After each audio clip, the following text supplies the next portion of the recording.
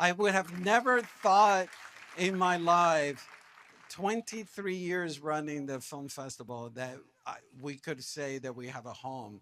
And now we have 5 screens downtown that belong to the Santa Barbara Film Festival. And thank you.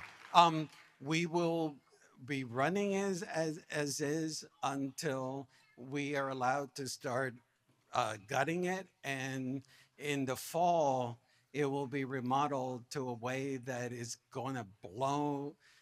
I mean, I'm blown away looking at the renderings. It's going to be incredible, and all we want to do is make you guys proud of what we're doing. Thank you to all the volunteers, to all the staff that have made the past 40 years possible. Um, so amazed of how far we've come so far. And as I mentioned, this film center is going to bring so much to the future. Um, when I took over the reins of the Santa Barbara Film Festival 23 years ago, the key things that we did, we moved the dates. And the dates were moved to coincide with awards. And what I'm most proud of, though, is how I see how the film festival has become essential to the city. We made Santa Barbara filmmakers from the get go. It was necessary. The Santa Barbara filmmakers were a priority and started to be featured as an integral part of the festival.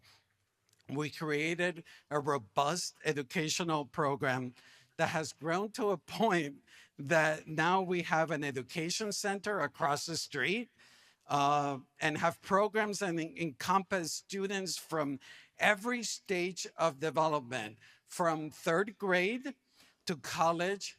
Plus, we also have, and not a lot of people know this, we have a national film studies programs where we fly and host 40 students from across the country, college students. Um,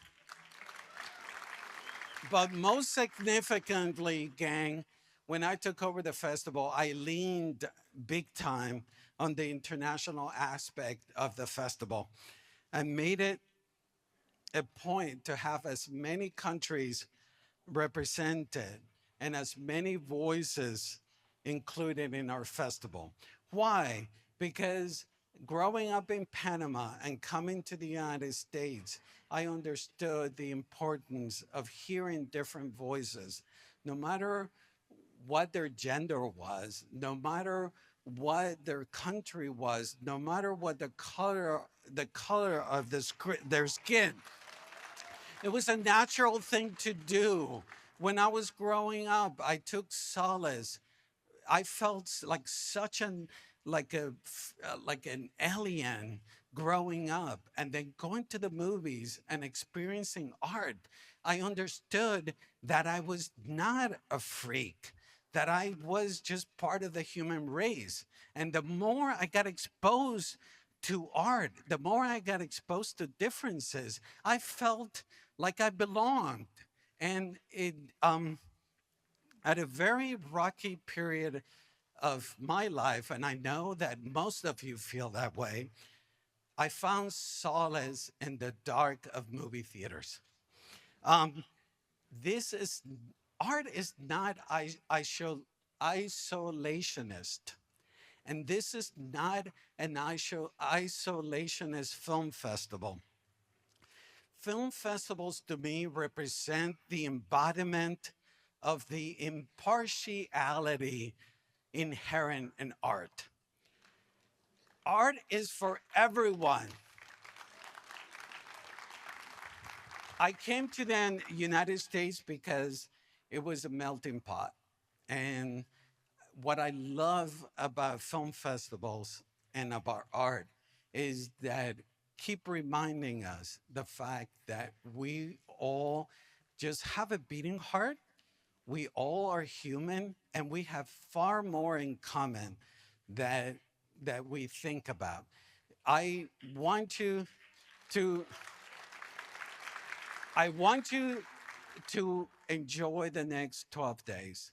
I want you to remember the moment that we just experienced where I gave you 1 minute to say hello to one another. That is what being alive is to experience things together.